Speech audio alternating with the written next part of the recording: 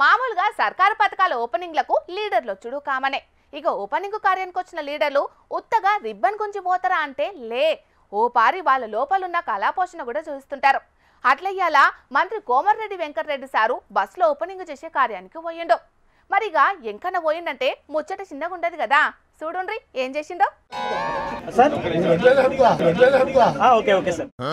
ఇన్నరానులా మంత్రి Komatireddy Venkatareddy sir regular గా నడుపుతాడట. మరి అలా కొత్త బస్సు కాబట్టి ఎట్లా నడుపుతాడో చూద్దాం ఉండుండ్రి.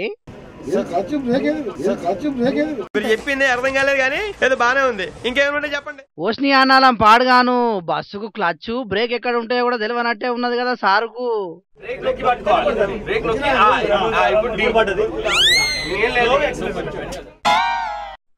పక్క పుంటున్నా అన్నో, నువ్వు మంచిగా చెప్పేమన్నా ఇంకా నాకు, లేకుంటే పరేషాన్ కథ ఉంటది మరి.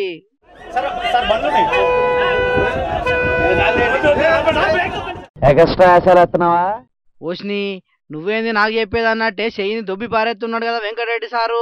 ఇక మన వెంకటరెడ్డి సారు బస్సు నడుపుతుంటే ఏమైతుందో ఏందో అన్నట్టు లోపల ఉన్న వాళ్ళు కూడా జర ఆగవాగంలోనే ఉన్నారు.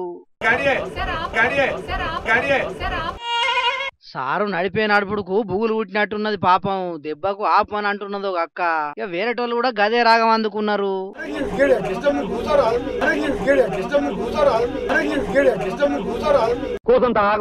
ఏంటా కంగారు పాపం. వాళ్ళు భయపడి ఆపమని అడిగినా ఎహే నేను రోజు నడుపుతా మీరు కూసోరాజుండ్రి ఏమైతుంది అనుకుంటానే బస్సు పోనిచ్చిండు.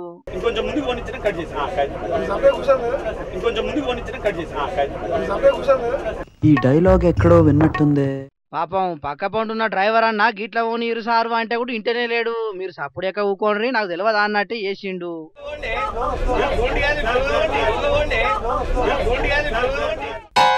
లోపటున్నోళ్లకు గుండెల దడ ఉచ్చుకుంటున్నదో ఏందో గాని తేపకొకరు స్లోగా పోమని అన్నా కూడా ఇంకింత రూబడి మీదనే నడిపిండు బస్సును.